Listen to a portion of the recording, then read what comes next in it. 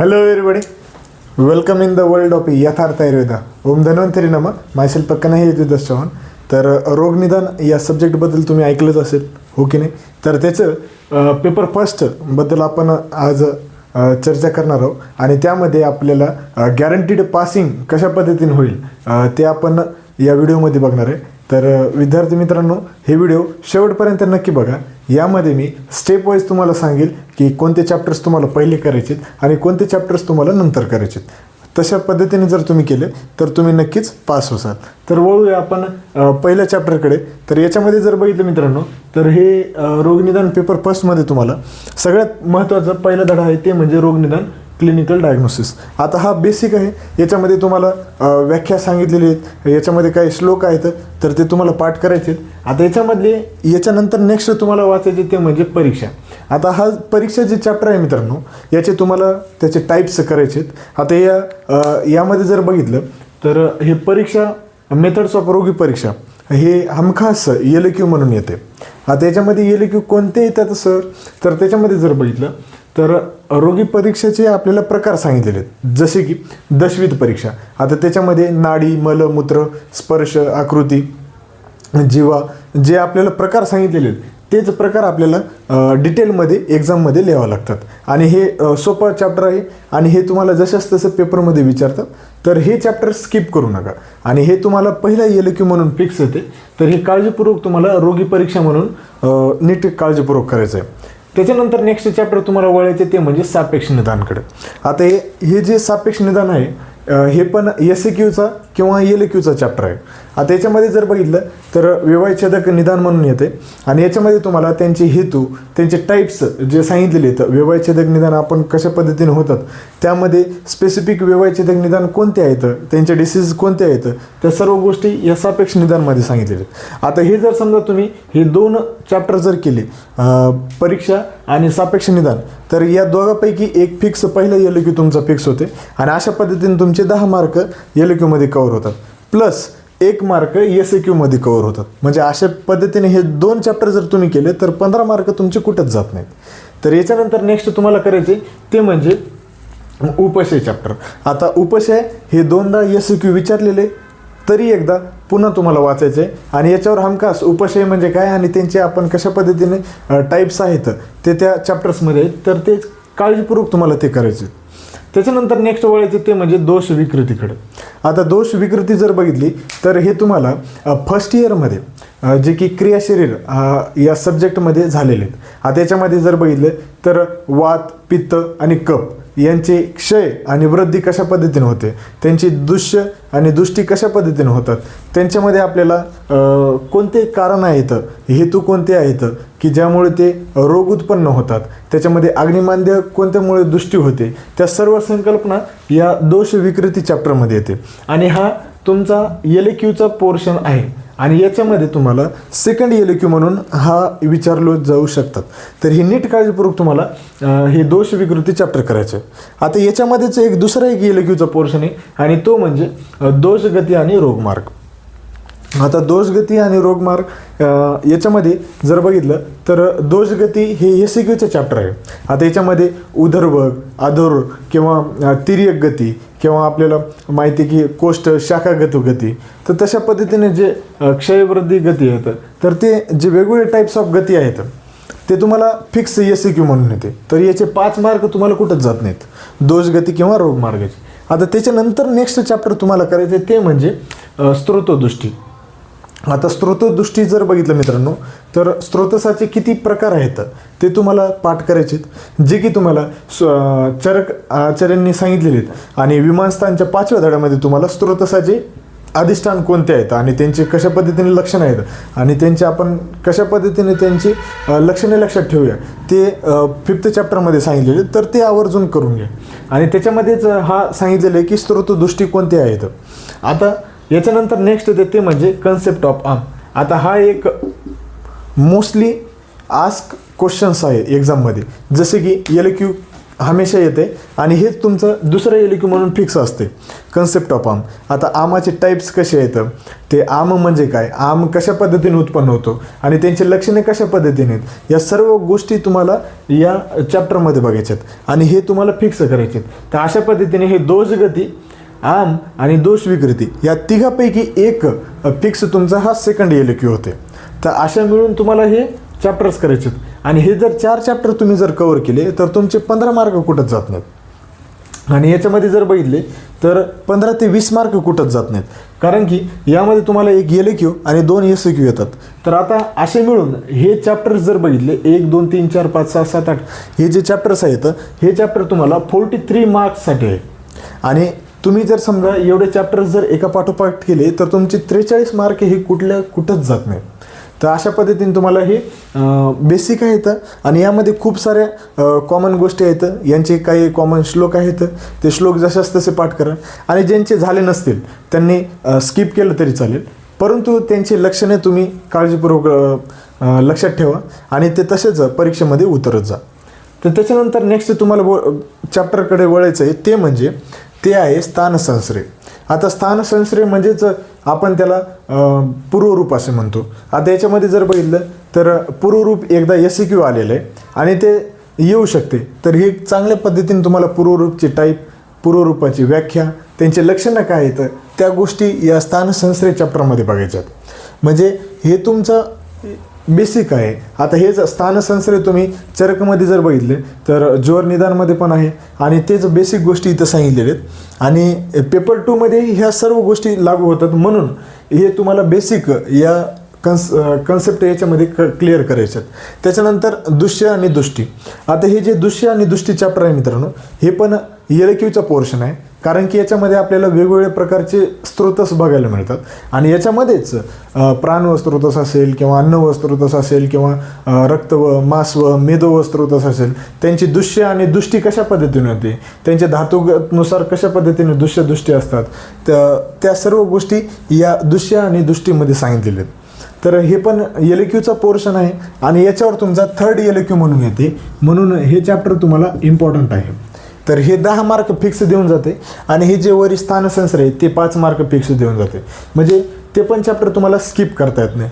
आणि याच्यानंतर नेक्स्ट येते ते म्हणजे संप्राप्ती. आता हे संप्राप्ती 2दा LQ विचारलेले आणि हे पण खूप इम्पॉर्टंट चॅप्टर आहे आणि जे की तुम्हाला 2nd LQ म्हणून येते, 3rd LQ म्हणून येते.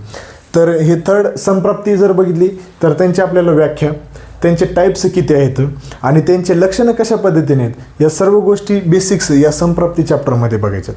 आता हे संप्राप्ती जर बघितलं मित्रांनो तर हे तुम्हाला इकडं पेपर 2 मध्ये पण, रोगनिदानच्या पेपर 2 मध्ये पण उपयोग होईल आणि इकडं चरक निदान स्थानामध्ये पण उपयोग होईल. मग अशा पद्धतीने हे तुम्हाला संप्राप्ती चॅप्टर करायचं आहे आणि जे की तुम्हाला 10 मार्क देऊन जाते. तर अशा पद्धतीने हे 2 चॅप्टर दृश्यदृष्टी आणि संप्राप्ती हे स्किप करू नका, कारण की यावर तुमची 3rd LQ फिक्स आहे.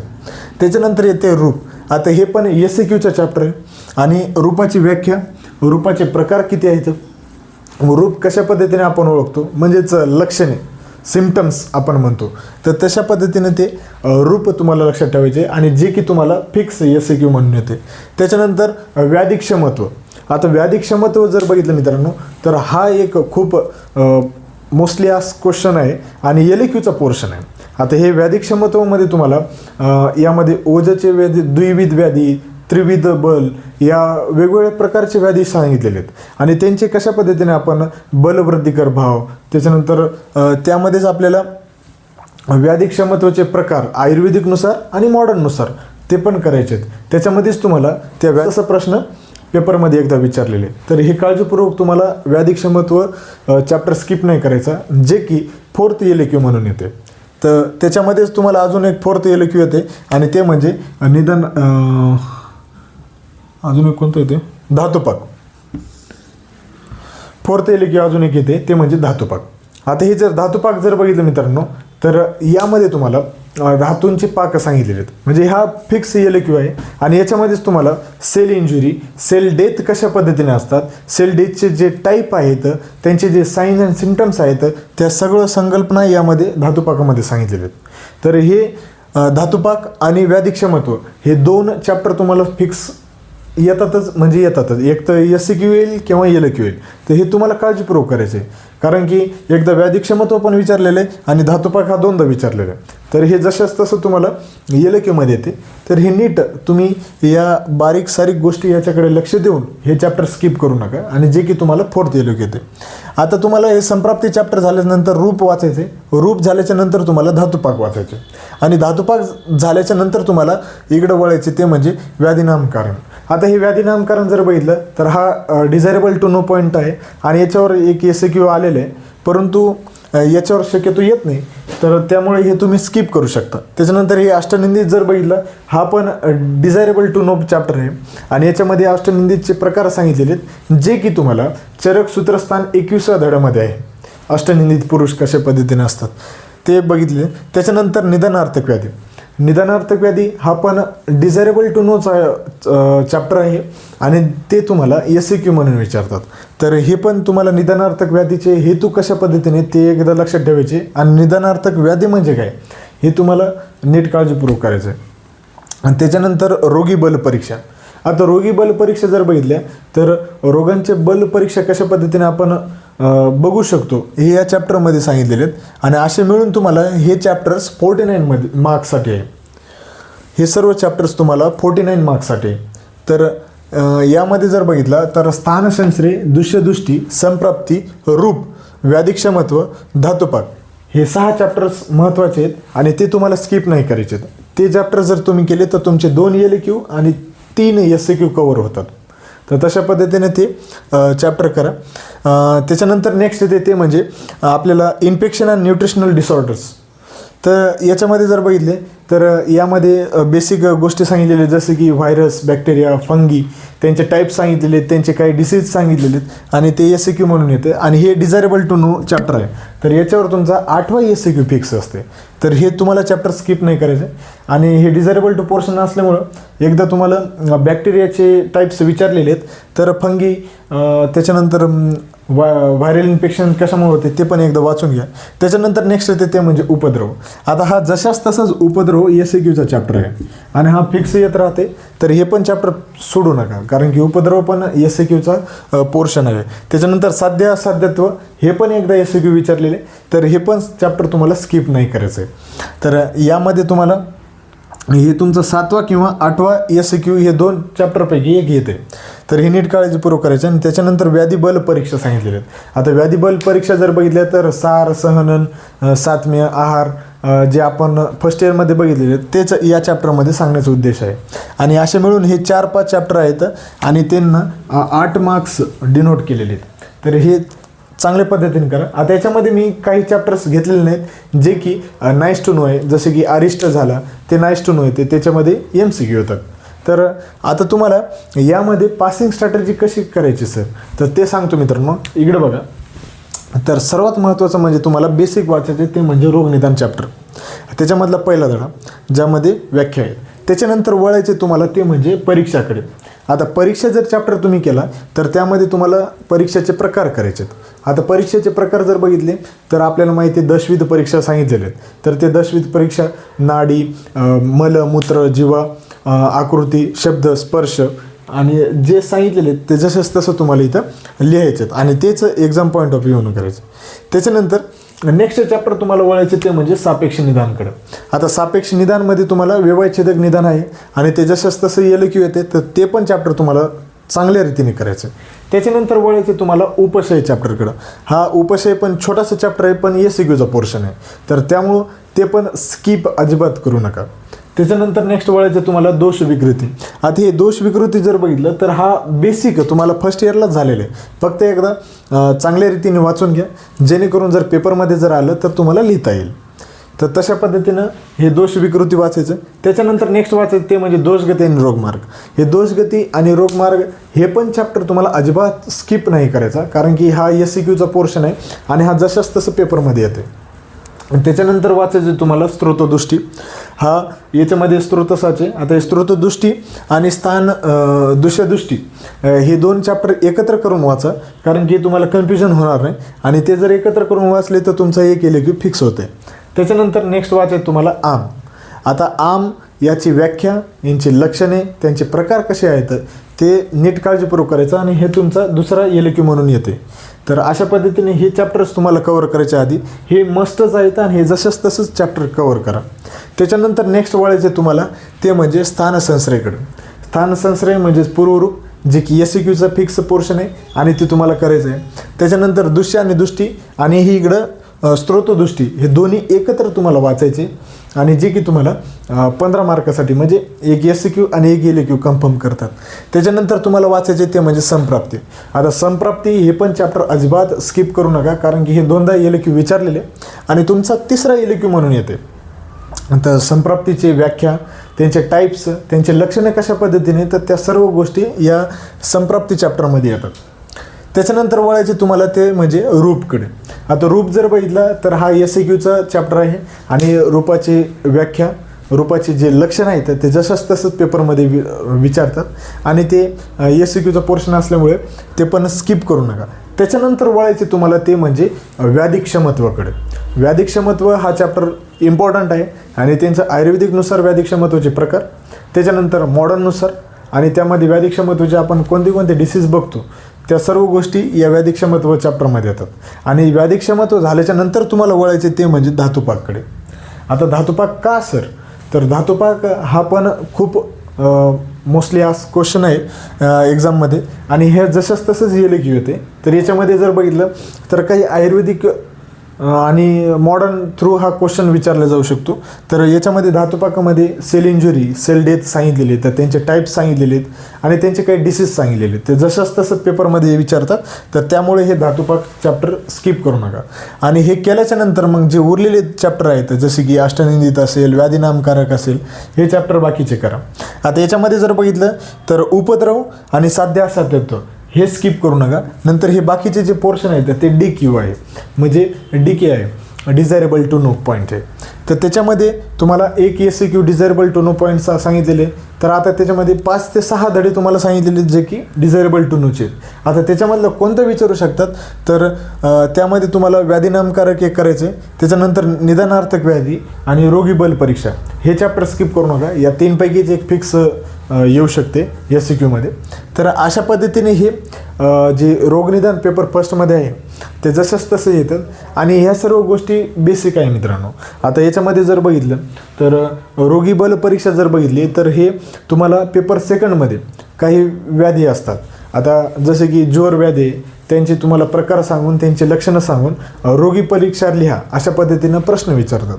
तर त्याच्यासाठी तुम्हाला हे रोगी परीक्षा म्हणजे काय, रोगी बल परीक्षा म्हणजे काय ते लक्षात आलं पाहिजे आणि ते जसंच तसंच पेपरमध्ये लिहिता आलं पाहिजे. तर आपण दर्शन परीक्षा करतो, प्रश्न परीक्षा करतो, स्पर्श परीक्षा करतो. तर ते कशा पद्धतीने करतो ते आपल्याला एक्झाममध्ये लिहावं लागतात आणि ते पॉईंट वाईज लक्षात ठेवा. तर याच्यामध्ये जर बघितलं तर तुम्हाला 4 LQ सांगितलेले आहेत. आता ते पुन्हा एकदा सांगतो मी. त्यामध्ये जर बघितलं तर परीक्षा, त्याच्यानंतर तुम्हाला सापेक्ष निदान, त्याच्यानंतर कन्सेप्ट ऑफ आर्म आणि दोष विकृती हे दुसरा LQ. त्याच्यानंतर तिसरा LQ जर बघितलं तर दृश्यदृष्टी आणि समप्राप्ती या दोघांपैकी. चौथा LQ व्याधिक्षमत्व किंवा धातुपाक. या चॅप्टर्स तुम्हाला हे 8 चॅप्टर्स तुम्हाला स्किप करायचे नाही, कारण की हे तुम्हाला LQ प्लस SCQ हे पण देतात आणि हे जशाच तसं पद्धतीने तुम्हाला हे करायचे आहे. आता या फेजमध्ये काही मुलांना अडचण येत असेल, काही मुलं रिवाईज करत असतील, तर ज्यांनी रिवाईज करायचं बाकी असेल त्यांनी रिवाईज करायचा प्रयत्न करा. जे 7-8 दिवसामध्ये तुम्हाला जास्त प्रमाणात होईल तशा पद्धतीनं तुमचा स्केड्यूल करा आणि तशा पद्धतीने तुम्ही सिलेबस कव्हर करण्याचा प्रयत्न करा. आता यामध्ये काही मोठे जे लॉंग पोर्शन आहेत ते स्किप करून टाका किंवा त्यांना जास्त वेळ जात असेल त्यांना नंतर करा, कारण की तुम्हाला पेपरच्या आदल्या दिवशी 1 दिवस मिळणारच आहे. त्यामध्ये रिवाईज करायला अजून वेळ भेटणार आहे आणि काही सब्जेक्टमध्ये तुम्हाला गॅप आहे तर त्यामध्ये दुसरे विषय पण तुम्ही वाचू शकतात. तर तशा पद्धतीने हे करा आणि सध्या या ज्या 7-8 दिवसामध्ये आहेत हे जे उरलेले पोर्शन आहे तुम्ही ते कव्हर करण्याचा प्रयत्न करा.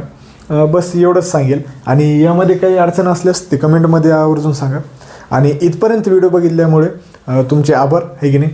तर तुम्हाला जर हा खरंच नक्कीच व्हिडिओ आवडला असेल तर नक्कीच लाईक करा, शेअर करा आणि सबस्क्राईब करायला विसरू नका. Thank you very much.